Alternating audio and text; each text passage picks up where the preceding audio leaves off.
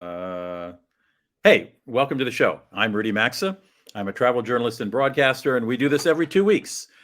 We talk with folks who are interesting in the world of travel, and I use the world of or phrase world of travel in a broad sense, as you'll see by today's guests. It's important that I tell you that we are recording this on November 11th of 2021. We often do this every other Thursday live, but because our guests are in Los Angeles and LA, time zones were a problem. So here we are now. And it's important we're doing this November 11th, 2021, because if you're watching this on YouTube or Facebook later, things will make sense if you understand, if you're watching it 2 years from now, I should tell you COVID is still an ugly presence in this world. 11 days ago, the United States opened its borders to folks to visit for about 33 countries. So that's the current climate of travel as we record this. You'll hear some references of that. Let's bring in if we can bring in our guests. My guests today are James Cheshire and Oliver Uberti. Oliver is in Los Angeles. James is in London. Thank you. We had a little technical difficulties starting this up, I will be honest with you, but apparently we've got it going. They are the authors of a new book that I can't put it down. I mean, it is so incredible. It is called Atlas of the Invisible, Maps and Graphics. It will change how you see the world. We'll put a picture of the cover up here in a moment. And it is, both men are well, let me give you the one sentence biography of both of them. James is a professor of geographic information and cartography at the University College London, obviously in London. Oliver Uberti is a Los Angeles-based designer and a former designer for National Geographic. And both of them have been intimately involved in, maps and geology for a long time. And what this book is page after page of graphical representation of all kinds of subjects you would be amazed to hear about. We're going to show you some of those. Do we have the book jacket there, Michael, by any chance we can show? Otherwise, there it is. That is the cover of the new book. And I've got to tell you, it's fascinating because, let me just quote what James wrote in his intro. In visualizing data, we transform it into information that equips those in a position to protect us. This holds true whether we're combating disease, inequality, or the current emergency climate, referring, of course, to COVID. While maps and atlases this is me speaking, while maps and atlases tell us where we are, where we want to go, graphics reveal the invisible world, the patterns that shape our lives. And that's what you're going to see a lot of as we talk to these two gentlemen.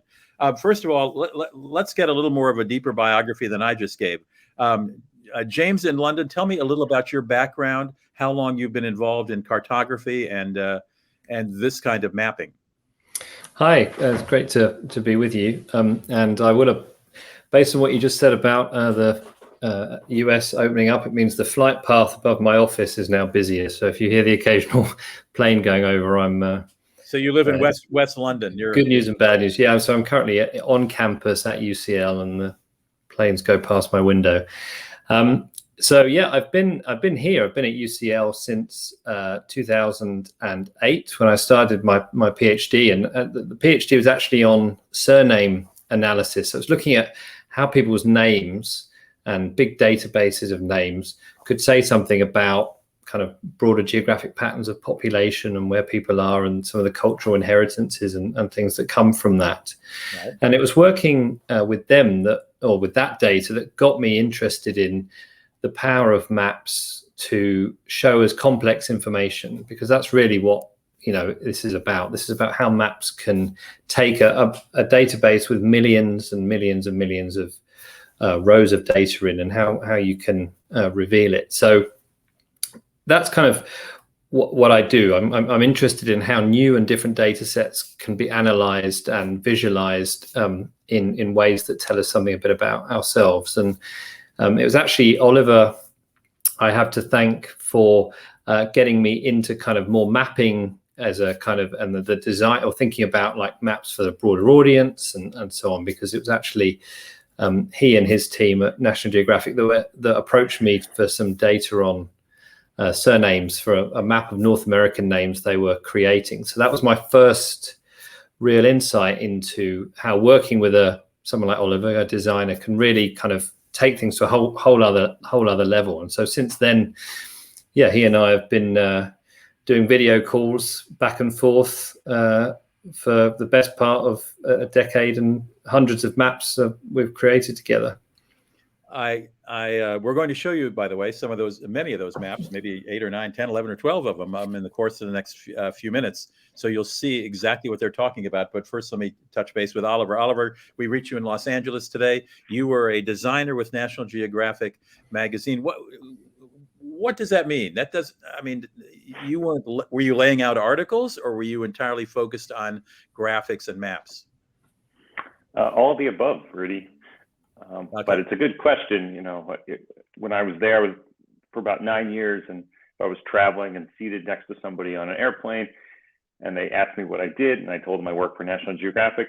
Everybody's immediate response after "I love National Geographic" was, "Oh, are you a photographer?" Sure. So it's like, if you're not a photographer, it doesn't matter what you do there. Everybody at Nat Geo is a photographer, right. as far as most people seem to be concerned. But then I would try and explain that my job was to, look at story pitches that come across our desk.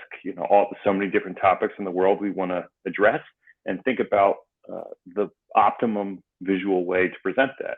And that isn't always with a photograph. There are processes like, why a woodpecker, doesn't get a concussion when it's trying to feed, right? Like, how do you show that? Well, art can be a cross section into the woodpecker skull and help you reveal that. But often there are spatial patterns that only maps can reveal, or they're quantitative patterns, change over time patterns where you need to take a slice and compare it. And maps and data viz are a wonderful way to show you aspects of our world that can't be conveyed with text or photography. Well, we're going to do another show later on why woodpeckers don't get concussions. James and I are like, what? Hadn't thought about that. Let's bring one just to show our audience what the first one is. These are where you will find the most illegal fishermen in the seas of the world. And I would guess, you guys can correct me, but I guess the darker the color, the more boats are out there doing industrial fishing. Is that right? James, you want to take that one? Yeah, so it's a good example of how technology has really transformed how we can understand kind of what's happening on the Earth's surface. So this is data from an organization called Global Fishing Watch, and they actually look at fishing intensity. So how intensively the oceans have been fished, how much they've been exploited. And we've put information on here like where marine protected areas are, which are those kind of lighter blue areas. So you can see, the fishermen get right up against those. But what's so extraordinary about this data set is the way that they can use algorithms to detect strange patterns of behavior within these fishing vessels. And that's really powerful because it means you can have a kind of a global monitoring of what's going on. And one of the big things that Global Fishing Watch have kind of unearthed, and that we show in some of the lines that we've drawn on those maps, is that you get these at-sea transfers of catch happening. So it's not so much the case that some illegal fishing takes place and then the boat that catches the fish ends up back at shore. It's actually, there are these at-sea meetings where the catch is transferred onto other vessels and taken to other parts, and that makes it even harder to track and to monitor. So that's just one of our kind of, for me, that's one of my favorite examples of how, that's technology that didn't exist even a decade ago that Sure. can be used today to help us monitor kind of the health of the world's oceans and human behavior. It's interesting because I literally this morning was reading, I think it's a Wall Street Journal of a couple of days old, that a number of the countries along the eastern border of South America, where Patagonia is, have banded together because of so many Chinese industrial fishing boats in that protected region, and they're trying to form a unified section of waters that would be out of bounds. And this map, the map showed it. I looked down there and I saw the red dots at the tip of South America, where presumably, according to the Wall Street Journal, a lot of Chinese fishing boats are gobbling up squids that are very important for the ecosystem of, bigger fish eat the squids and bigger fish eat those fish, etc. So interesting. There's a map here with an interesting title called End Times. And I'll ask you to explain this. This is the Doomsday Clock that is always showing us how close we are to the world ending in a nuclear flash. And I guess the really bad time is straight up at noon, right? Midnight, I guess it's midnight, noon or midnight. Yeah, but yeah, no, this was one of those graphics that just sort of came to me. I think I was traveling over to London to work with James on the project, and they just announced at the end of 2020. This was the bulletin of what are they blanking on the name? Oh, the bulletin of the atomic scientists. But yeah, they had just announced the 2020 time, and I thought, I wonder if anyone's ever tracked.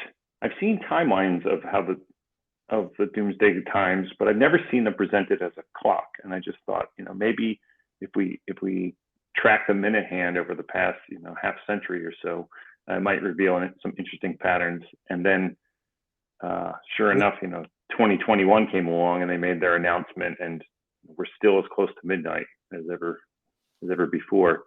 Well, is this the last century? This red zone, the red triangle there? No, so when the Doomsday Clock first appeared, it was a metaphor that an artist put on the cover of their first edition after World War II.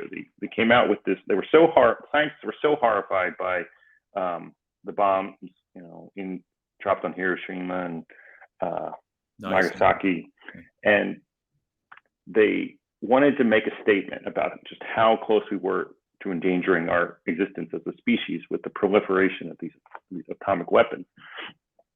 And so they put out this journal, and on the cover, they just boiled it down to this incredible graphic called the Doomsday Clock.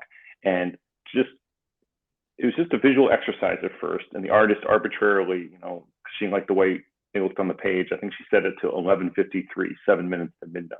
But it had such resonance that they decided that every year from now on, we're going to meet and we're going to decide, look at everything that's happening in the world, treaties, arms transfers, conflict, and now recently climate change, and look at how more or less imperiled we are than the year before.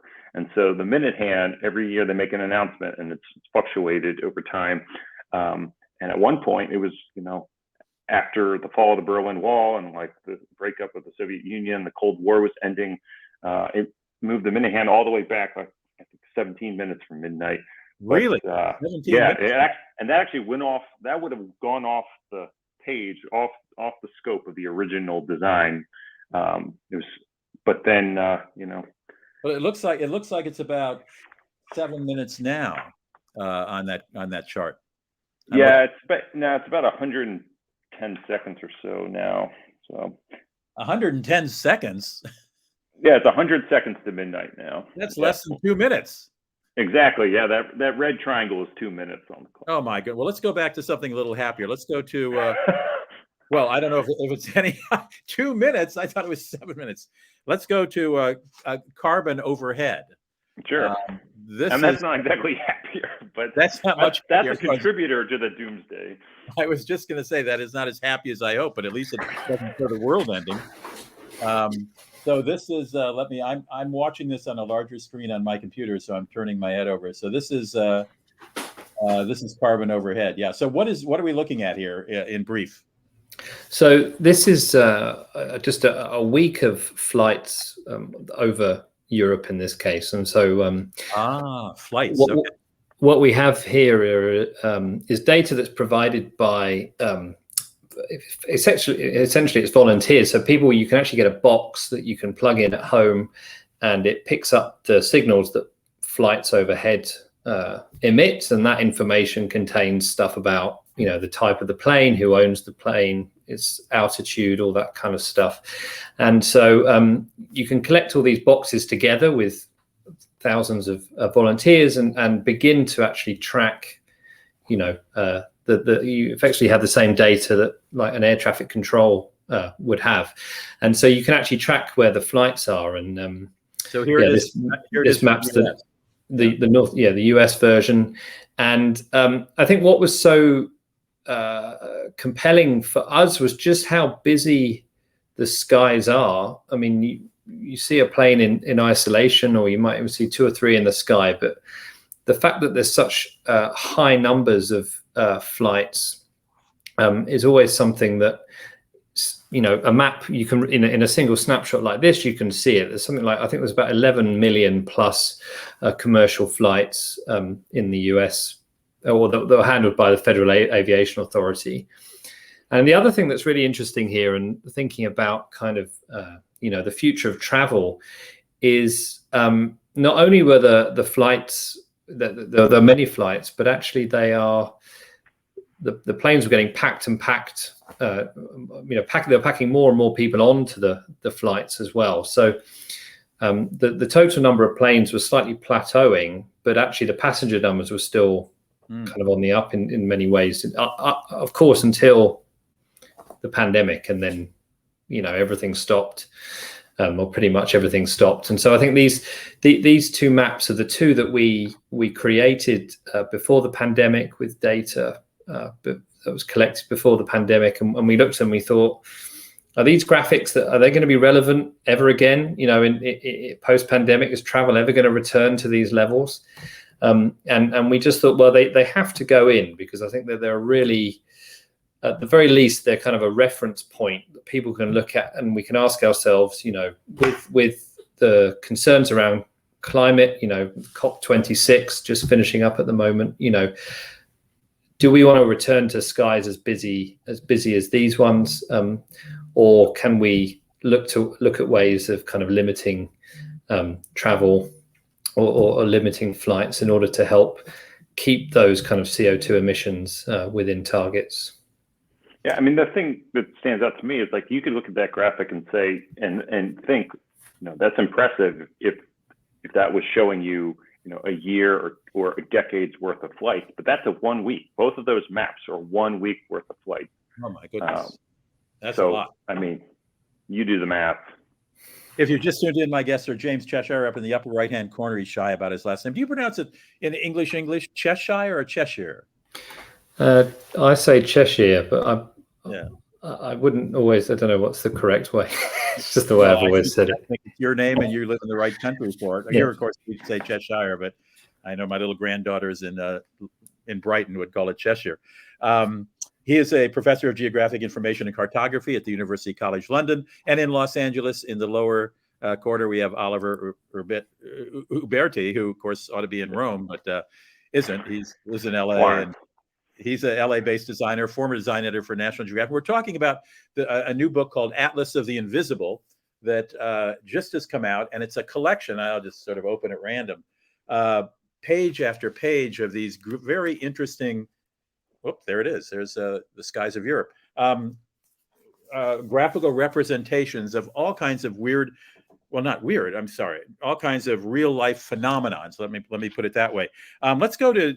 This is another way of expressing statistics that are interesting. This is called Graced by Genius, and it's 88 artists since the 13th century.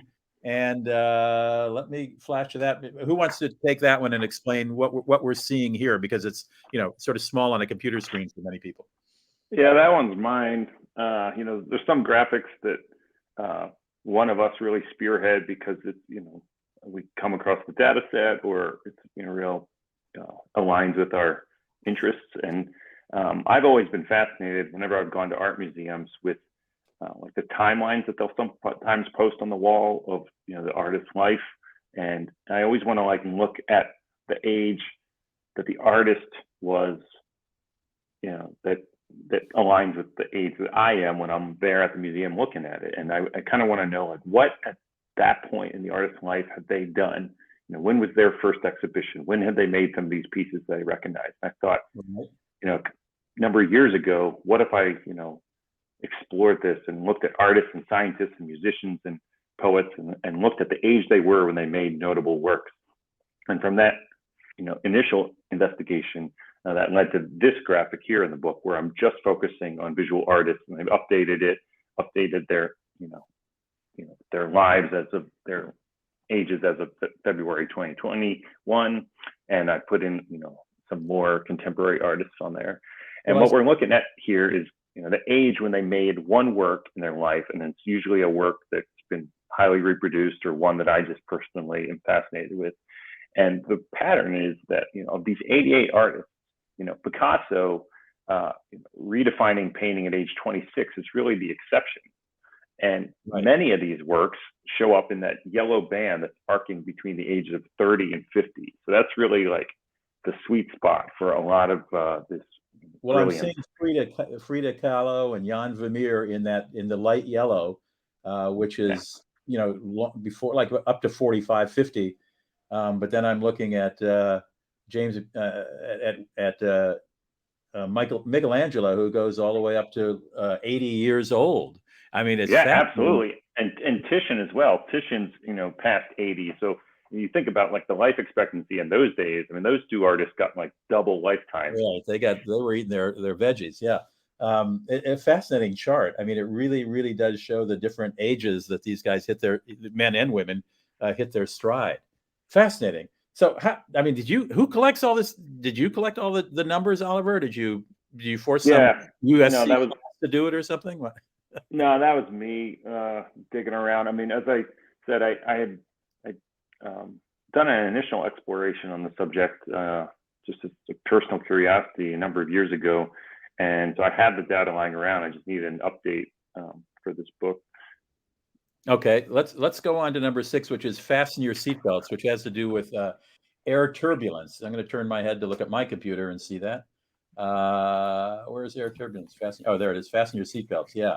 So these are the I presume, who wants to take this one? I presume the darker areas are where the air is most commonly turbulent.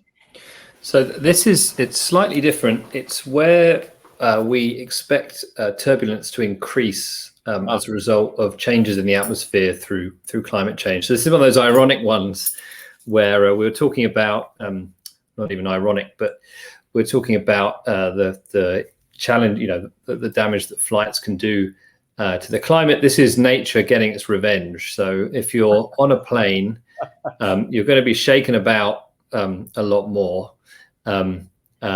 because the atmosphere, as it warms, it becomes more unstable. So the dark green here shows where turbulence is most likely to increase, and by up to 500% in the next few decades. So that's a big change.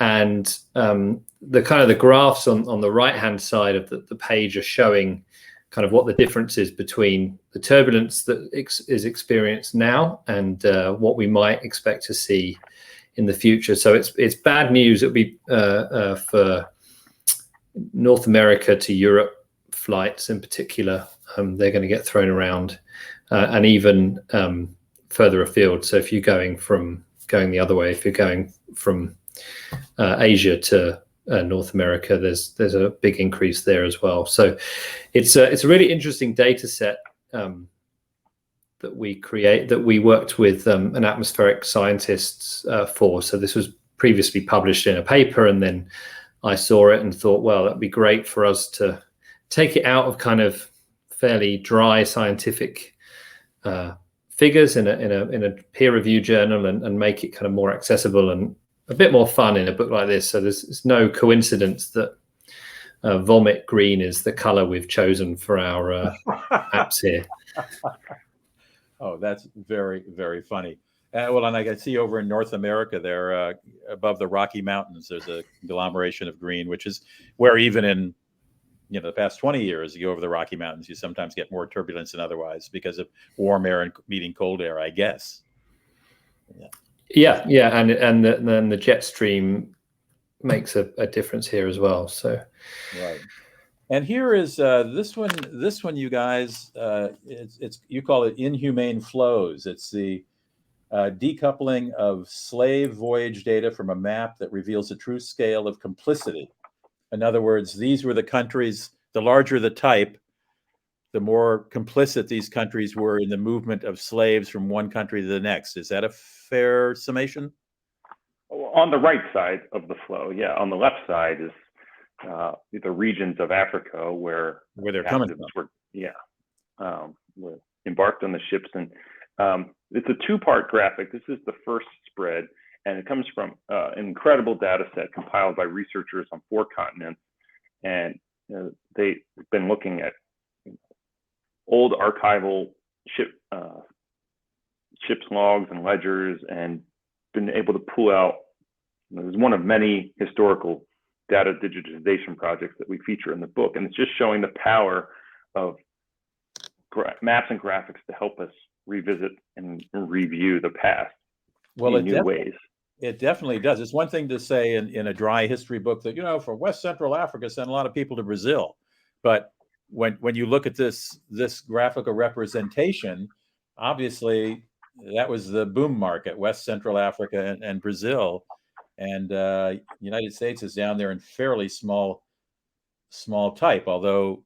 That was what was so shocking to me, is that of the 10.7 million captives who survived the Middle Passage, nearly half disembarked in Brazil, which at the time was a Portuguese colony. And the scale of that, until I had worked with this data and visualized it, I didn't really grasp. And the other thing to note is that there's a reason why we decoupled this data from a traditional presentation on a map, and that's because many of the ports of disembarkation were small islands, like in the British Caribbean. And on a map, those just completely disappear at the continental scale when you're trying to show the flows from Africa to North America. Mm-hmm. And in this way, you really can zero in and show, the role of the British Caribbean in the trade, and that they can't just disappear like they tend to do on a traditional cartographic presentation. It's stunning. What does bite mean? Like bite of Benin, bite of Biafra? What does BIGHT mean in that case? It's literally like a bite out of the shoreline. When you see like a bay or I see. Like a very specific place that they. Yeah, it's a geographic feature. Got it. I see where they okay. I can't even read my own writing. Number 8 is looking for what? What it starts with an F? I can't read my own handwriting. Looking for lead. Now this is a look at Flint. That's what the F is. Flint, Michigan, which has been in the news for at least 10 years now for its polluted drinking water because of its lead pipes. This is a representation of the pipe system that is lead. What point in time is this, you guys? So we're looking on the left. We're looking at a prediction that was made in December 2017, and then in the series of maps down below, you're looking at 3 different time periods between June 2016 and September 2019. And what we're showing here is how some researchers at the University of Michigan developed a prediction model by putting in, digitizing a lot of historical records, working with the city to add into the model the value of homes, the age of the homes, their location, of course, and a number of other variables. And they were able to then say, like, okay, it's going to be really expensive to try and go around and check every single parcel in the city, and it's going to be time consuming, and we want to resolve this as quickly as possible. So what if we could use data and some algorithms to predict which parcels, which homes are most at risk of having lead or galvanized service lines? And so on the left is a representation of what the model predicted. It predicted, those green areas around the periphery were less likely to be at risk, whereas the, more brown toned parcels in the center of the city were more at risk.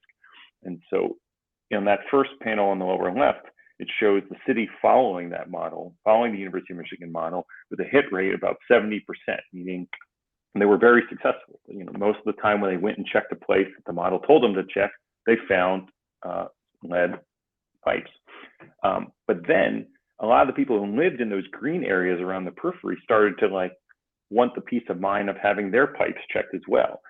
And with them putting pressure on the city officials, in January 2018, the city switched tactics and decided to go out and start just checking anyone who wanted to have their pipes checked, even if they weren't predicted to be at risk.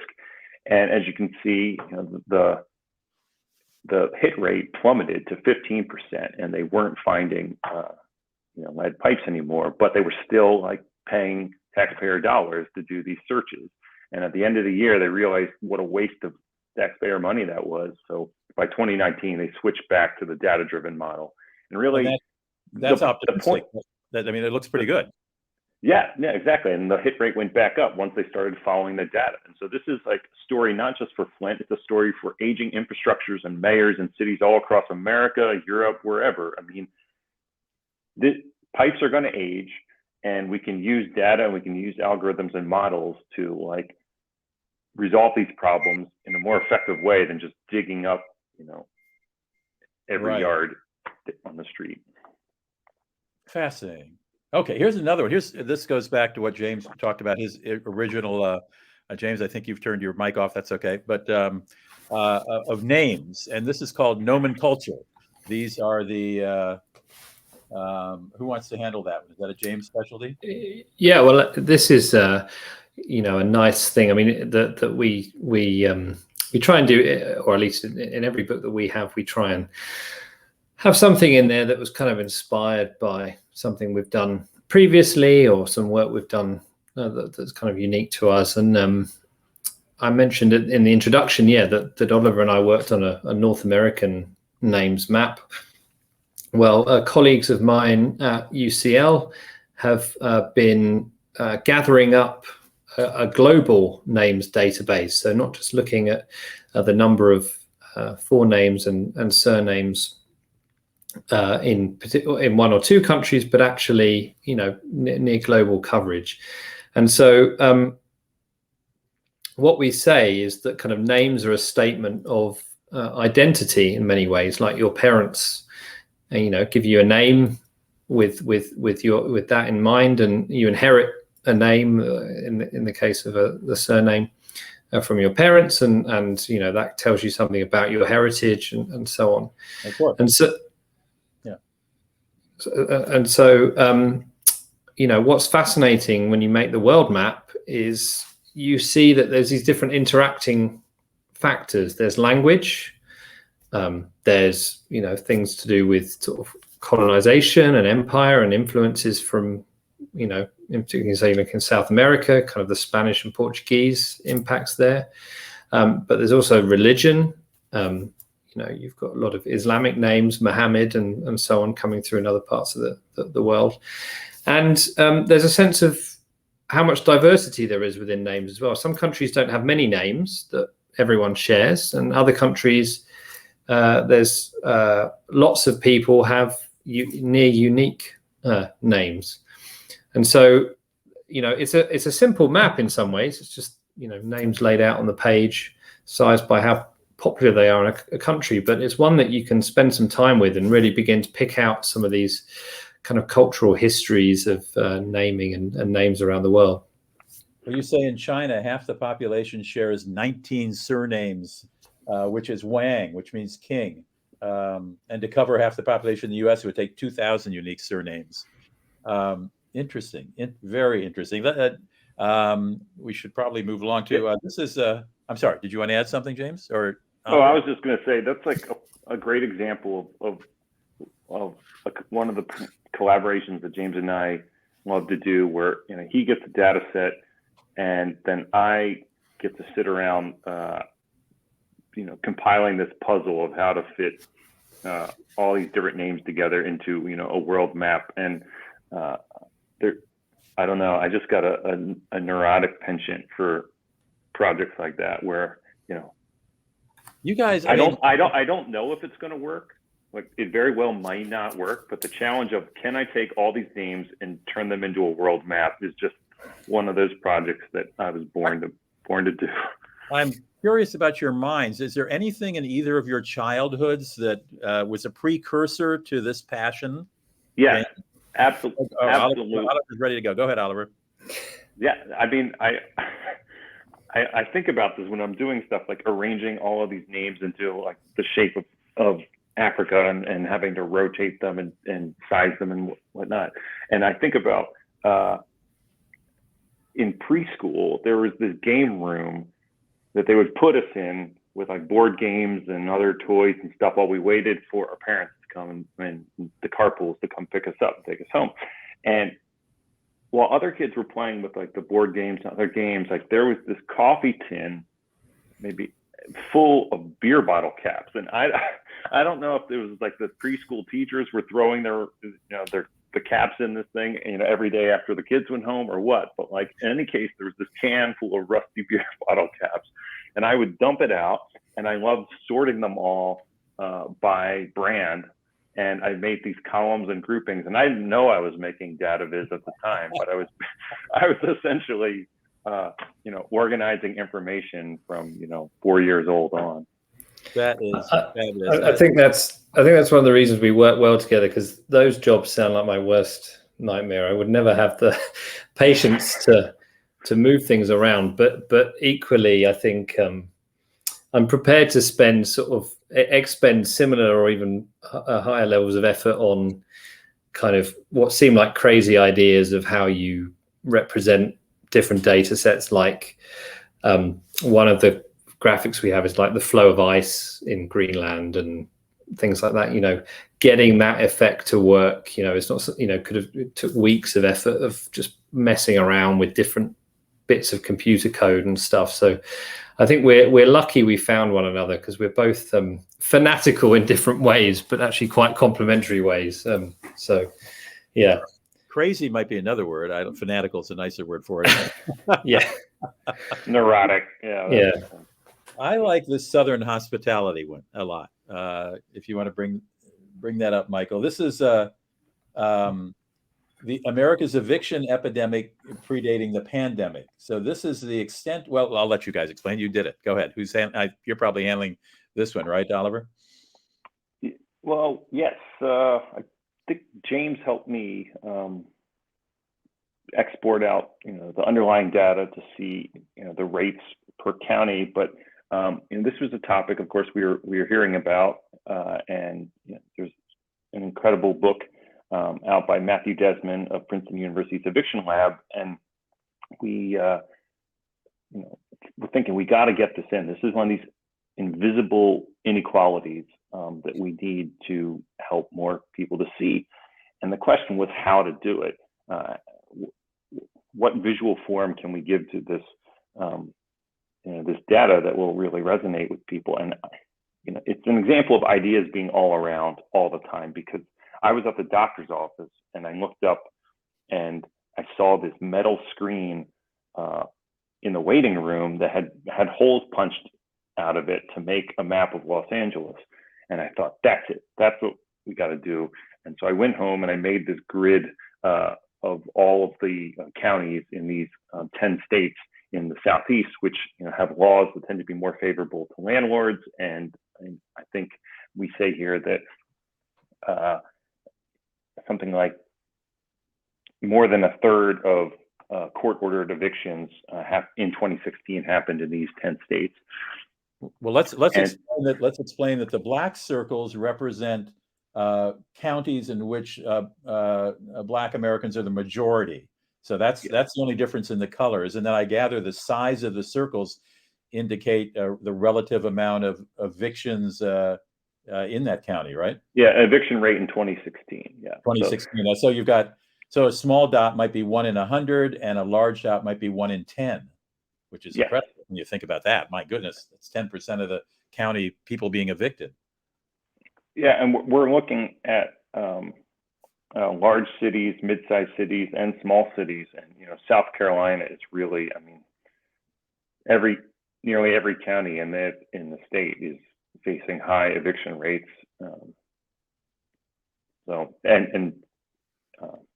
I wonder, the Black population, especially poor women of color, are particularly vulnerable. I wonder if do politicians see this? Does this affect people? Are there decision makers who see something like this and go, "We got a problem here"? We certainly hope so.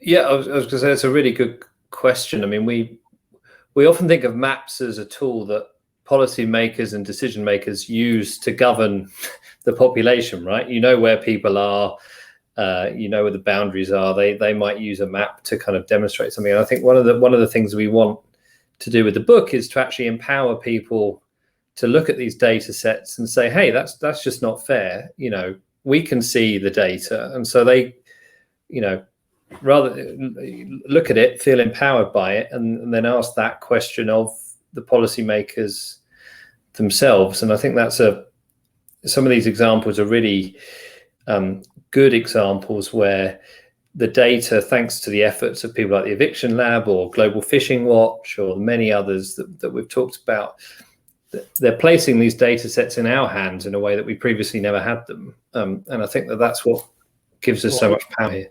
Well, here in the States, we're going through that right now in real time in November of 2021 as we talk, James, because there's a lot of redistricting going on. And what that means in the States is that every state has congressional districts, and both Democrats and Republicans, the two majority parties, try to change the lines for districts so that they can put more of their voters here and separate the enemy and split them off into other ones. I mean, and on the evening news, you see, here's the redistricting map 2 years ago, and now this is what the legislature wants it to make it this year. And you see how they're carving it all in their favor. And I guess that's a fairly easy and crude's the wrong word, but an easy form of what you're doing. Yours is much more sophisticated, much more in depth, but we're seeing that. We see that on the evening news right now. Those kinds of don't we, Oliver? Yeah. Okay. Happiness. Finally, we're at happiness. And unhappiness. And well, that's true. I do see that happiness and unhappiness. Yeah, I like the happiness part. So this is states of mind. This is the UN started doing this World Happiness Report, which I'm familiar with, and in 2012. And you said there's been a steady rise in worry and sadness, and to a lesser degree, anger across the globe. Can you tell us what the colors and smiles and, well, I guess the frowns, self-explanatory? Yeah, so this is a really novel data visualization technique. It's called turn-off faces. And essentially, what you're doing is you're taking different metrics and you're attributing them to different facial features. So in this case, each face has a size, which correlates to GDP per capita. So, larger nations, wealthier nations, or larger faces equal wealthier nations. Each face has an aura around it, ranging from a sunny yellow to a purple gloom, and that correlates to how respondents to this World Happiness Survey rated their overall life satisfaction. Mm-hmm. And then there's two additional metrics. Respondents were asked whether or not they experienced any negative feelings like anger, worry, or sadness yesterday, and whether or not they experienced positive feelings like happiness, laughter, joy yesterday. And so we assigned the eyes to the negative feeling question and the mouth, smile to frown, to the positive feeling question. And so basically, if you've got wide open eyes, a bright smile, and a sunny yellow aura around you, you're a happier nation than a country that's wincing and frowning and mired in a purple gloom. Well, I'm looking over in Southeast Asia at Myanmar, Sri Lanka, India, Pakistan, Afghanistan. Not so happy. Boy, Africa is not a lot of joy in Mudville there, is there? Well, yeah, that's why the four different metrics are pretty although there are some smiles, you're right. Yeah, because if you zoom into just general negative feelings yesterday or positive feelings yesterday, on a day-to-day basis, there are less wealthy countries that feel positively or feel negatively, but it's not.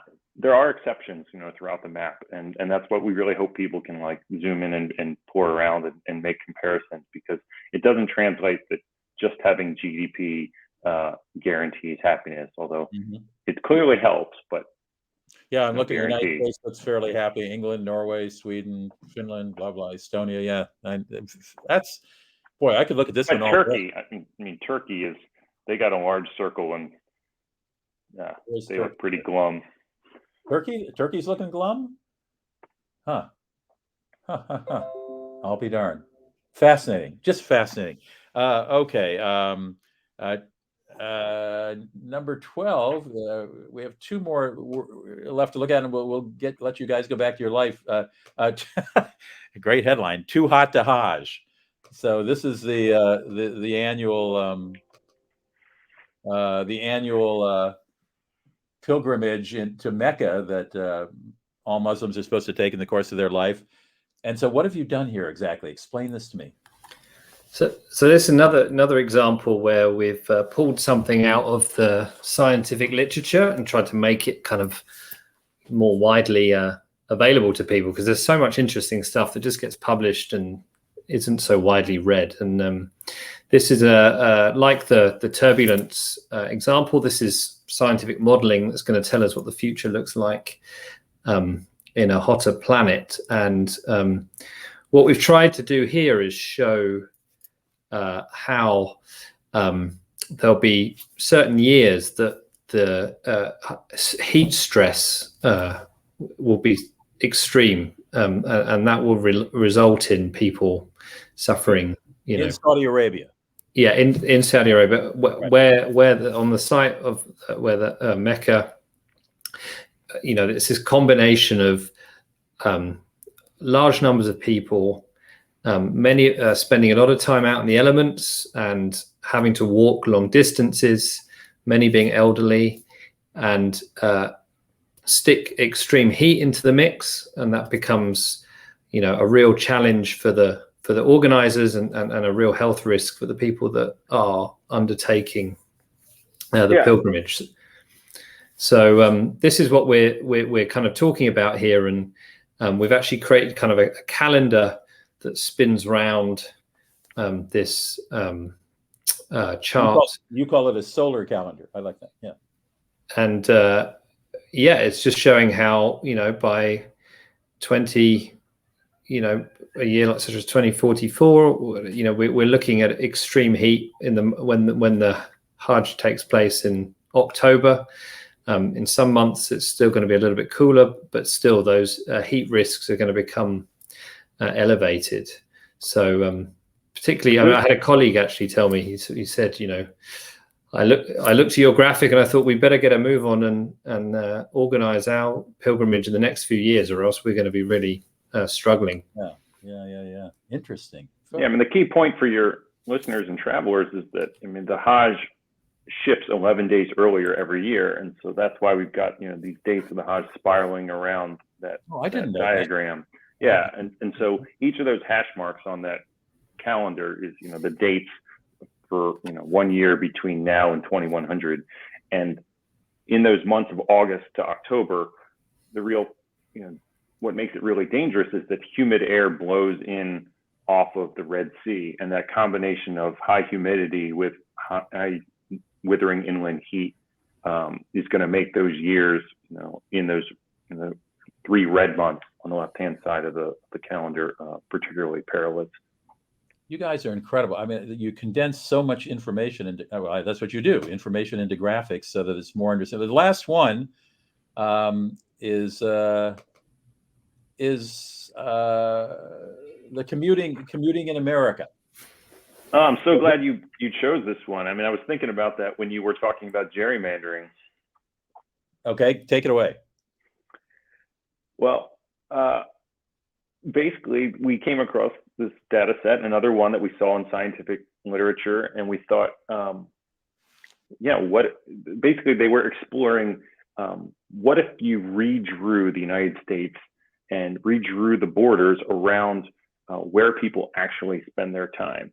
And so by looking at where people work and where they live, you can create these clusters of commuting and you put them into an algorithm, and it binds them together and relating areas where people spend a lot of time together. So, okay, what does that mean in practice? Well, I grew up in Philadelphia. Philadelphia is on the eastern side of Pennsylvania, and I have long felt, and going to visit relatives in Western Pennsylvania, that Pittsburgh, the next biggest city in the state, was an entirely different state. It just felt culturally like an entire different state across the Appalachian Mountains. And that's borne out by how people spend their time. In this model, in this map, where you're looking at where people live and where they work, Philadelphia clusters together more with Delaware and southern New Jersey into a fictitious state that the researchers have dubbed Franklin, whereas Pittsburgh clusters together with northern West Virginia and parts of eastern Ohio into a fictitious state that they've named Allegheny. I see. And so Texas, and California, two giant states that were bigger than any state when they entered the Union, and they went against Thomas Jefferson's sort of cardinal rule that all states should be equal size, and that's why we get like Wyoming and Colorado and a lot of these rectilinear states. Texas and California had the economic sway at the time with the gold rush and the political power of Texas at the time to come in like fully formed as these massive states. But in practice, the way people spend their lives, where they work, they break down into these tiny microstates, even though they're have one big border around them. And I can tell you, living in Los Angeles, we pretty much stay in our part of California. We don't go down to San Diego. We don't really go up to Northern California or the Bay Area. So do the colors signify anything, or are those just to differentiate? No, that's just like a classic map to differentiate. It's a good question, though. But here we're just trying to differentiate the different states. All right. So Zebulon in the middle of the country, which embraces Denver, also embraces a couple of neighboring states too. Yeah. So you've got commuters who are maybe living in southern Wyoming who are then driving down to Denver for work. Okay. Or vice versa. Who came up with these names? The researchers, Garrett Nelson and Alistair Ray. Very interesting. Yeah. I live up here in Minneapolis, Laurentide. What is so there are a lot of people who travel around to part of North Dakota and Wisconsin here, huh? Yep. Yeah, Minneapolis being the hub for that region. Yeah. Right. So even if you live in western Wisconsin, you're more likely to commute into Minneapolis, St. Paul than down to Milwaukee. And that is true. That is very true. You guys, so let me tell you. So if I were going to be a graphic artist and there was this iceberg here, just this little top of the tip here would be this what we showed you today, because this book is, I don't know how many pages, but it's a lot, and there's some fold out stuff. This is over, whatever the page number is, over 200 pages of these kind of fascinating factoids. I mean, just put it on your coffee table and watch how many people pick it up and can't put it down because they never really looked at which countries have the happiest, generally speaking, people and the saddest, or I mean, it goes on and on. It just goes on and on, as you can tell. This is the book, Atlas Invisible. The authors are James Cheshire and Oliver Uberti, who are my guests today. And it certainly has to do with travel, a lot of this. And I thank you guys for putting these things into such visual formats so they have so much more meaning than reading them in copy. Thank you. Thanks for having us. And are you all working on, I mean, do you work on particular projects for companies or countries that involve this kind of graphical representation? So we're working together on a couple of things, another Atlas project and so on, but it's slightly different.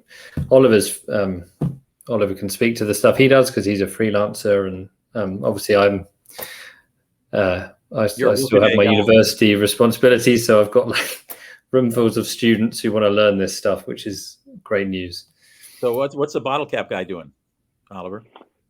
I'm working with James on an atlas with some researchers at the University of Oxford, helping them visualize their research. And that's one thing I love to do is I love learning about science and learning more about our world and all the wonder in it. And if I can help scientists and other academics make their incredible research more visual and more accessible for people, I'm always game.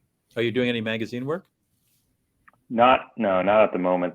I think books have really been where I've devoted my energy because I just love that it's going to be something that you can pour over and sit on your shelf and pass down. And magazines are having a hard day of it now these days. Well, it's fascinating to talk to both of you. Congratulations on this book, and thank you for taking so much time out of your day, both in London and Los Angeles, with me. Thanks, Rudy. Thanks, Rudy. All right. Goodbye, James. Goodbye, Oliver. Bye. Take care. Take care. Glad those planes are in the sky over your home, James. Partly glad. So, but you know, it's good we're traveling again. But then again, those carbon lines get darker, don't they? So, yeah. Take care. Great. Bye-bye. See you later. Bye-bye. To my viewers, if you don't receive my weekly newsletter, excuse me, it's every other week. I do a very gossipy sort of travel newsletter: who's in, who's out, what countries are doing what new rules are, what tricks for getting cheaper tickets or deals, my new favorite restaurants in Paris, all kinds of whatever happens in certainly in my world of travel, in your world in travel. I try to put into this newsletter in a very pithy form every couple of weeks. It's free. You can. There's no advertising. I'm not selling you Maxa Tours. That's the address. But just go to maxatours.com/newsletter. Put in your first and last name and your email, and you'll get it free every 2 weeks. Won't bother you with anything else. I don't send out emails for products or anything. maxatours.com/newsletter. Thank you for joining. And you will find other on YouTube and on Facebook. You'll find other interviews that I've done in the past with folks. If you just type in Rudy Maxa and see what comes up. Until then, take care. And thanks for joining us today.